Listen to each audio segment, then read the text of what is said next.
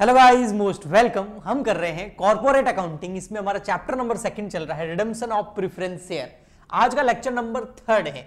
2 lecture इस chapter के मैं पहले अपलोड कर चुका हूं। आई होप आपने वो दोनों लेक्चर देखे होंगे, तभी आज का लेक्चर समझ में आएगा, क्योंकि आज के लेक्चर के अंदर मैं आपको न्यूमेरिकल प्रॉब्लम सॉल्व कराना सिखाऊंगा। ये क्वेश्चन कुछ लिए मैंने ड्यू सोल का जो ऑनलाइन स्टडी मटेरियल अवेलेबल है, वहां से कुछ क्वेश्चंस मैंने लिए हैं जिनको मैं यहां पर सॉल्व कराने वाला हूं। ठीक है, सॉल्व कराने का मतलब यहां पर हम जनरल एंट्रीज बनाएंगे रिडम्पशन ऑफ प्रेफरेंस शेयर्स की। ओके, देखिए क्वेश्चन क्या है। क्वेश्चन है तरुण लिमिटेड। तरुण लिमिटेड है, तो ये एक लिमिटेड कंपनी है। Tarun limited has a part of its share capital in 4000 preference share of ₹10 each fully paid up. देखो सबसे पहले यहां पे देखिए क्या है इनके पास में 4000 प्रेफरेंस शेयर। ध्यान से समझना है ना, preference shares at the rate ₹10 each, और क्या है, फुली पेड है। तो कंपनी के पास में 4000 जो प्रेफरेंस शेयर पड़े हैं, एक ₹10 का है, तो शेयर कैपिटल हो गई 40,000 रुपीज, और ये फुली पेड है, यानी कि 10 के 10 रुपए मंगाए जा चुके हैं, पार्टली पेड नहीं है। अब अगर इन शेयर्स का हम रिडम्पशन करेंगे तो हमें इन्हें फुली पेड करने की जरूरत नहीं है। कोई भी कॉल अभी तक ऐसी नहीं है जो मेड नहीं हुई है, पूरे के पूरे ₹10 आ चुके हैं। अगर आपको लग रहा है कि मैं क्या बोल रहा हूं, इसका मतलब आपने 2 लेक्चर अभी तक नहीं देखे हैं। लेकिन जिसने लेक्चर नंबर 1 और 2 इस चैप्टर का देख लिया है, उसको प्रॉब्लम नहीं आएगी, वो समझ गया होगा कि मैं क्या बोल रहा हूं। ओके जी, क्योंकि इसके अंदर मैंने सिखाया था कि पार्टली पेड शेयर हो तो पहले उन्हें फुली पेड बनाया जाता है, लेकिन फुली पेड शेयर है तो नो प्रॉब्लम। ओके ठीक है जी, ये है fully paid. This have become due for redemption. ये जो है ये रिडम्पशन के लिए ड्यू हो गए, यानी कि इनका रिडम्पशन करना है। 4000 शेयर हम शेयर होल्डर से ले लेंगे। हम कौन, कंपनी, कौन सी कंपनी हमारी, तरुण लिमिटेड। तो तरुण लिमिटेड क्या करेगी, अपने प्रेफरेंस शेयर होल्डर से 4000 शेयर ले लेगी और उन्हें 40,000 रुपए पे करेगी। तो रिडम्पशन हो गया ड्यू। ओके जी, preference share capital was to be redeem out of a fresh issue of equity share. इसके लिए हम क्या करेंगे, फ्रेश इक्विटी शेयर इशू करेंगे। हमें कितने रुपए की जरूरत है सर, हमें 40,000 रुपए की जरूरत है। कितने रुपए की जरूरत है, 40,000 रुपीज की जरूरत है। और इस 40,000 रुपीज की जरूरत क्यों है, क्योंकि प्रेफरेंस शेयर होल्डर को ये 40,000 रुपए देंगे, तभी तो वो हमारे 4000 शेयर हमारे पास में आएंगे। ओके, अब 40,000 रुपए कहां से लाए, तो उसके लिए क्या किया इन्होंने बोला कि preference share capital to be redeemed out of a fresh issue of equity share of 10 each at par. नए शेयर जो है वो हम इशू करेंगे, जिससे हमारे पास 40,000 रुपए आएंगे, उससे हम रिडम्पशन करेंगे। तो हम यहां क्या कर रहे हैं, इक्विटी शेयर इशू करेंगे, उससे 40,000 रुपए आएंगे, और वो 40,000 हम प्रेफरेंस शेयर होल्डर को दे देंगे, और उससे हम 4,000 शेयर ले लेंगे। ओके, अब इक्विटी शेयर कितने इशू करने, आपको कितने रुपए की जरूरत है सर, 40,000 रुपए की जरूरत है। तो हम यहां पर कैलकुलेट कर सकते हैं नंबर ऑफ इक्विटी शेयर्स। तो नंबर ऑफ इक्विटी शेयर कैसे आ जाएंगे, कितने रुपए चाहिए सर, 40,000 रुपए चाहिए। और एक शेयर कितने रुपए का है, कौन सा वाला sir, equity share. Equity share एक कितने रुपए का है सर, ₹10 का है एक इक्विटी शेयर। तो यहां पर नए इक्विटी शेयर कितने इशू करेंगे, 4000। तो 4000 न्यू इक्विटी शेयर इशू करेंगे, जिसकी वजह से 40,000 रुपए आएंगे। वो 40,000 रुपए हम प्रेफरेंस शेयर होल्डर को पे कर देंगे, जिससे प्रेफरेंस शेयर हमारे पास वापस आ जाएंगे। ओके, और उसका रिडम्पशन हो जाएगा जी। ठीक है, अब यहां पर एक चीज और है, जनरल रिजर्व पड़ा है हमारे पास में कितना, 95,000 रुपीज का। तो जनरल रिजर्व हमारे पास कितना पड़ा है, 95,000 रुपीज का। बट इस जनरल रिजर्व का हम यूज नहीं करेंगे। क्यों, क्योंकि जनरल रिजर्व का यूज तब किया जाता है जब redemption out of divisible profit करते हैं। यहां पर हम रिडम्पशन जो है वो आउट ऑफ डिविजिबल प्रॉफिट नहीं कर रहे हैं, यहां पर हम रिडम्पशन कर रहे हैं proceed receive from new fresh share issue, यानी कि नए शेयर इशू करने से जो पैसा आ रहा है उससे रिडम्पशन कर रहे हैं। तो इसलिए ये जनरल रिजर्व की जरूरत पड़ेगी नहीं, सीआरआर बनाने की जरूरत पड़ेगी ही नहीं। तो सिंपल, आइए हम फटाफट से एंट्रीज कर लेते हैं। देखो अब ज्यादा टाइम नहीं लगेगा, बहुत सिंपल एंट्री। सबसे पहले मैंने बोला था आपको एंट्री करते टाइम कि अगर आपके जो प्रेफरेंस शेयर्स है जिनका आप रिडम्पशन करना चाहते हैं, अगर वो पार्टली पेड है तो उन्हें फुली पेड बनाओ। बट यहाँ तो फुली पेड ही है तो वो होगा नहीं। लिक्विडिटी की कमी है तो इन्वेस्टमेंट बेचो, वो भी है नहीं, यहाँ पर लिक्विडिटी की कमी है नहीं, क्वेश्चन में बोला हुआ है नहीं। ठीक है, तरुण लिमिटेड, तो ऊपर लिख देंगे हम in the books of Tarun limited, in the books of Tarun limited. ठीक है, ये है आपका जनरल। यहां आ जाएगा date, particular, LF, debit, credit, rupees. ठीक है, हाँ जी। तो मैं ये कह रहा था फुली पेड शेयर है तो प्रॉब्लम नहीं है, हमको जो है पार्टली पेड को फुली पेड बनाने वाली एंट्री नहीं करनी है। इन्वेस्टमेंट बेच नहीं रहे, इन्वेस्टमेंट अगर नहीं बेच रहे तो एंट्री नहीं करनी है, तो सीधा हम रिडम्पशन ड्यू वाली एंट्री कर देंगे। रिडम्पशन हम किस पे कर रहे हैं, देखो हम प्रेफरेंस शेयर का रिडम्पशन कर रहे हैं, लेकिन रिडम्पशन किस पे कर रहे हैं, रिडम्पशन कर रहे हैं हम एट पार। कहां लिखा हुआ है, देखो कहीं नहीं लिखा हुआ, ओनली इतना ही लिखा हुआ है कि 4000 रुपीज जो है वो 4000 शेयर है प्रेफरेंस, एक 10 रुपए का है, और इनका हम जो है रिडम्पशन कर रहे हैं। तो रिडम्पशन हम मान लेंगे एट पार, क्योंकि प्रीमियम का बोला हुआ नहीं है। तो क्या होगा यहां पर, प्रेफरेंस शेयर कैपिटल डेबिट हो जाएगी।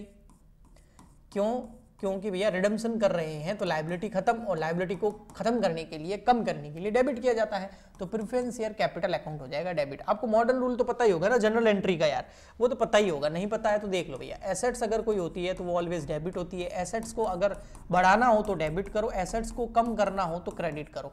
लायबिलिटीज जो होती है वो डेबिट, लायबिलिटी जो होती है वो हमेशा क्या होती है, क्रेडिट होती है। अगर लायबिलिटी इंक्रीज करनी हो तो क्रेडिट करो, लेकिन लायबिलिटी को खत्म करना हो तो डेबिट करो। यहां पर हम प्रेफरेंस शेयर होल्डर को उनका पैसा दे रहे हैं तो लायबिलिटी हो जाएगी खत्म, और लायबिलिटी को कम करना हो तो क्या करें, डेबिट। इसलिए मैंने प्रेफरेंस शेयर कैपिटल को क्या किया, डेबिट। अब आप बोलोगे सर ये रूल तो हमको पता है। हाँ बच्चा तुमको पता है, लेकिन काफी सारे होते हैं जिनको पता नहीं होता है। ओके, तो मैं कभी कभी बता देता हूँ। तो preference share capital account debit हो जाएगा, और ये पैसा किसको देना है, प्रेफरेंस शेयर होल्डर को। तो हम यहाँ लिख देंगे प्रेफरेंस शेयर होल्डर। कितने रुपए हैं सर, 4000 शेयर है, एक शेयर 10 रुपए का है, तो हमको व्यवस्था करनी है 40,000 रुपए की। यस बिल्कुल जी, यस ओके। यहां हम क्या लिखेंगे, रिडम्पशन क्या हो गया, ड्यू हो गया। तो आप पूरा लिख सकते हैं प्रेफरेंस शेयर रिडम्पशन ड्यू। ठीक है, मैं ओनली रिडम्पशन ड्यू लिख के यहां पर नरेशन को कंप्लीट करके खत्म कर रहा हूं। ठीक है, चलिए नेक्स्ट क्या होगा, नए शेयर इशू करो। नए शेयर इशू करेंगे तो बैंक अकाउंट डेबिट, यस बिल्कुल। और नए शेयर किस पे इशू कर रहे हैं, प्रीमियम पे या पार पे। देखो नए शेयर इशू कर रहे हैं हम एट पार, तो एट पार इशू कर रहे हैं तो फिर सिक्योरिटी प्रीमियम आएगा नहीं, सीधा लिख देंगे टू इक्विटी शेयर कैपिटल। अब यहां पर क्वेश्चन में बोला हुआ नहीं है कि एप्लीकेशन, अलॉटमेंट, फर्स्ट कॉल, ऐसा कुछ बोला हुआ नहीं है, तो सीधी एक ही एंट्री करेंगे, bank account debit to equity share capital. अगर आप चाहे तो इसकी जगह ऐसे भी कर सकते हैं। आप बोलोगे सर कैसे कर सकते हैं, तो मैं बता देता हूं। आप ऐसा भी कर सकते हैं, bank account debit to equity share application and allotment, साथ में ही है तो पूरा बना अलॉटमेंट अकाउंट। आप ऐसा भी कर सकते हैं। इसमें क्या होगा, इक्विटी शेयर भी कितने, 4000, और एक शेयर कितने रुपए का, 10 रुपए का। देखो सर सेम टू सेम कैसे है, क्योंकि दोनों की फेस वैल्यू सेम है, तो नंबर ऑफ इक्विटी शेयर मैंने आपको निकालना सिखाया 4000। ओके जी, तो ये भी आ जाएंगे आपके 40,000 रुपीज। लेकिन अगर आप ऐसे करेंगे, एप्लीकेशन और अलॉटमेंट अकाउंट को क्रिएट करेंगे, तो आपको एक एंट्री और करनी पड़ेगी। चलिए मैं नरेशन लिख देता हूँ, application and allotment money received due to issue of fresh equity share for purpose of redemption, ऐसा आप पूरा नरेशन लिख सकते हैं। थर्ड नंबर आ जाएगा आपका एंट्री, ये जो equity share application and allotment account है ये डेबिट हो जाएगा, और टू क्या हो जाएगा, इक्विटी शेयर कैपिटल। कितना, 40,000। अब आप बोलोगे सर जी आपने जो पहले एंट्री करी थी वो क्या थी, अभी बताता हूं। पहले यहां लिख देता हूं narration application and allotment money received. Sir कौन सी एंट्री की बात कर रहे हैं, मैं बता देता हूं। देखो पहले जो एंट्री मैंने करी थी वो क्या करी थी, bank account debit to equity share capital कर दिया था। वो ऐसा किया था क्योंकि देखो एप्लीकेशन एंड अलॉटमेंट क्रेडिट कितने से, 40 से, डेबिट भी कितने से, 40 से, तो क्रेडिट और डेबिट आपस में कट गए, तो एंट्री क्या बच गई, bank account debit to equity share capital. इसको स्मार्ट वर्क बोलते हैं। तो आप ऐसा भी कर सकते हैं। अब कोई बोले सर नहीं मैं तो ऐसे करूंगा, तो ये भी सही है, दोनों करेक्ट है, इनकरेक्ट नहीं है। ठीक है, ओके जी। तो अभी तक हमने क्या किया, प्रेफरेंस शेयर की ड्यू की एंट्री कर दी और नए शेयर इशू करके 40,000 रुपए हमारे पास में आ गए। तो अब हमको क्या करना है, प्रेफरेंस शेयर होल्डर को पेमेंट करना है। सीआरआर वगैरह बनाने की जरूरत नहीं है, क्योंकि हम जो रिडम्पशन कर रहे हैं वो proceed receive from fresh share issue कर रहे हैं। और मैंने आपको लास्ट लेक्चर में बताया था कि नए शेयर इशू करके उससे जो पैसा आएगा उससे अगर पूरा रिडम्पशन कर रहे हैं, फुली उससे रिडम्पशन कर रहे हैं, तो फिर सीआरआर बनाने की जरूरत नहीं है। ओके जी, तो हम यहां पर क्या कर देंगे, सीधा पेमेंट कर देंगे। एंट्री नंबर 4 में हम क्या करेंगे, जो प्रेफरेंस शेयर होल्डर जो हमने क्रेडिट कर रहे हैं, एक लायबिलिटी नहीं पैदा कर दी है, इसको हम खत्म कर देंगे, क्योंकि हम कर रहे हैं प्रेफरेंस शेयर होल्डर को पेमेंट। तो यहां पर preference share holder account debit to bank, कितने रुपए देने हैं सर, 40,000 रुपीज पे करने हैं। तो चलिए 40,000 रुपए पे कर दीजिए। तो तो हम यहां लिख देंगे payment to preference share holder. हो गया सर, क्वेश्चन हो गया सर, इतना सही। सर जनरल रिजर्व का कुछ नहीं करना, हाँ जी बिल्कुल कुछ नहीं करना। जनरल रिजर्व, पीएनएल या revenue reserves, dividend equalisation reserves, वो सब तभी यूज आते हैं जब हम रिडेम्पशन करते हैं प्रेफरेंस शेयर्स का आउट ऑफ डिविजिबल प्रॉफिट, तब हम सीआरआर बनाते हैं। यहां पर रिडेम्पशन भी एट पार हो रहा था, नए शेयर भी इशू एट पार किए, तो सिक्योरिटी प्रीमियम का कोई मामला था ही नहीं। अब आप बोलोगे सर कुछ ऐसा क्वेश्चन भी कराओ ना जिसमें सीआरआर भी आए, सिक्योरिटी प्रीमियम भी आए। बिल्कुल आपके लिए हाजिर है, ये रहा क्वेश्चन। नेक्स्ट ये रहा क्वेश्चन नंबर 2, ये भी मैंने ड्यू सोल के स्टडी मटेरियल से लिया है। A company decide to redeem at par 20,000 redeemable preference share of 100 rupees each. लो भैया यहां से स्टार्ट करते हैं, कितने हैं यहां पर 20,000 रिडीमेबल हैं, बिल्कुल रिडीमेबल ही होंगे तभी तो रिडेम्पशन करेंगे, अदरवाइज तो रिडेम्पशन कर ही नहीं सकते। इरिडीमेबल प्रेफरेंस शेयर का हम रिडेम्पशन नहीं कर सकते, रिडीमेबल का कर सकते हैं। तो 20,000 redeemable preference shares at the rate 100 rupees each.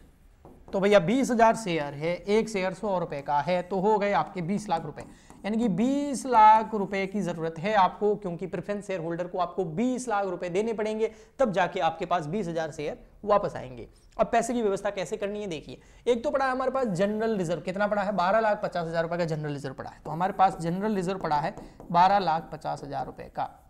तो 20 लाख की जरूरत है, 12,50 हमारे पास पड़े हैं, तो इसका मतलब अभी भी हमें लगभग 7.5 लाख रुपए और चाहिए, है ना। तो इसके लिए हम क्या कर रहे हैं देखिए, आगे देखते हैं।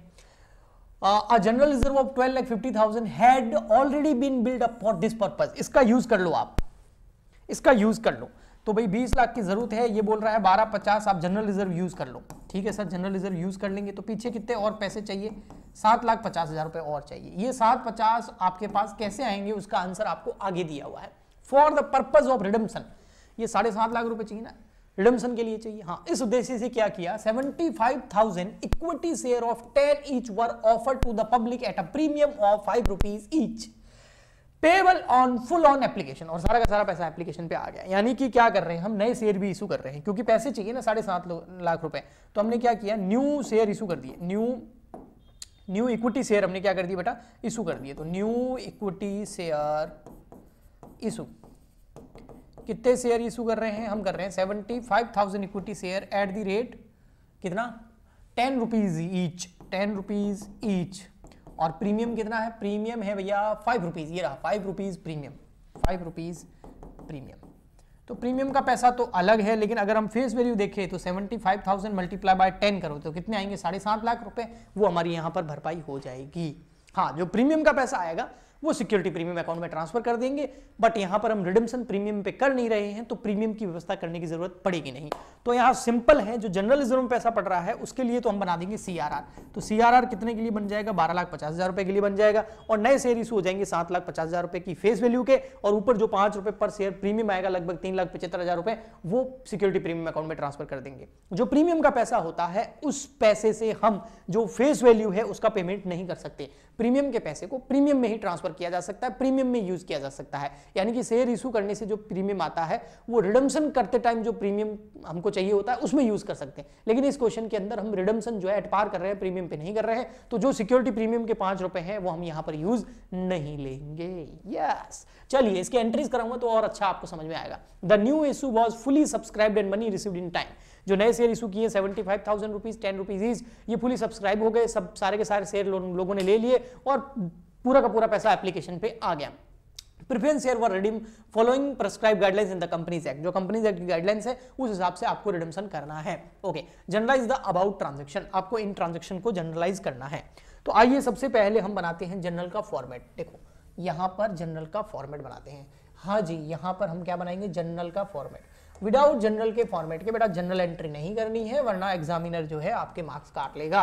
ओके सर, ऐसा काम करना ही नहीं है कि एग्जामिनर क्या कर दे, हमारे मार्क्स काट दे। पेन गिर गया था नीचे, सॉरी, कोई बात नहीं। यहां पर देखिए भैया, कंपनी कौन सी है, कंपनी अ कंपनी है, तो हम यहां पर इन the books of a company लिख देंगे।